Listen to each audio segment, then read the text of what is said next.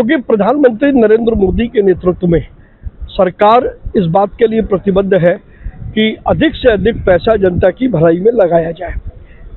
हमने देखा है कि प्रतिवर्ष अनेक प्रकार के चुनाव होते हैं और जब भी चुनाव होते हैं उसमें अपव्यय ज़्यादा होता है।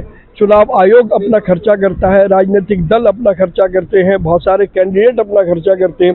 साल में कई बार स्तरों पर चुनाव होने से पैसा बहुत ज़्यादा इस तरीके से खर्च होता है। यदि वन नेशन वन इलेक्शन होता है तो बहुत मात्रा में जो अपव्यय है वो देश में की आर्थिक समृद्धि में, देश के व्यापार को बढ़ावा देने में और आम आदमी को बेहतर सुविधाएं देने में काम आएगा।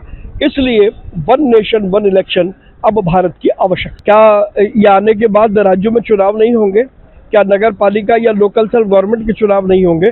तो विपक्ष के पास क्योंकि कहने के लिए कुछ नहीं है, विपक्ष राजनीतिक रूप से पूरी तरीके से देश में सिकुड़ गया है, इसलिए विपक्ष तरह तरह के आरोप लगा करके जनता की भलाई और देश के पैसे की को सहजता से खर्च करने में कहीं ना कहीं उसकी मंशा नहीं है, इसलिए वो रोड़े अटकाते। देखिए 10 साल में अरविंद केजरीवाल ने बहुत सारी घोषणाएं की, आखिर उन सारी घोषणाओं का क्या हुआ? वो घोषणाएं आज भी कागज पर ही केवल है। कोई भी घोषणा यदि होती है तो उस घोषणा को पूरा करने के लिए पहले उसके लिए बजटीय प्रावधान किया जाता है, तभी उस घोषणा का पैसा मिलता है। जिस प्रकार से प्रधानमंत्री नरेंद्र मोदी देश के 80 करोड़ लोगों को अनाज मुफ्त दे रहे हैं तो उसका बजट में प्रावधान है। अरविंद केजरीवाल का कोई बजट में प्रावधान नहीं है, लिहाजा ये घोषणा थोथी रहने वाली है। अरविंद केजरीवाल राजनीति का भी और लोकतंत्र का मजाक उड़ाते हैं। पिछले 10 साल में दिल्ली की जनता ने खूब देखा है। मुफ्त बिजली किसको मिल रही है?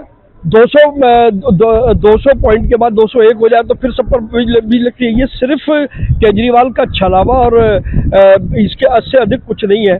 हम सब जानते हैं कि अरविंद केजरीवाल येन केन प्रकारेण सत्ता में बने रह जाना चाहते हैं, उसके लिए वो कुछ भी कहने को तैयार है।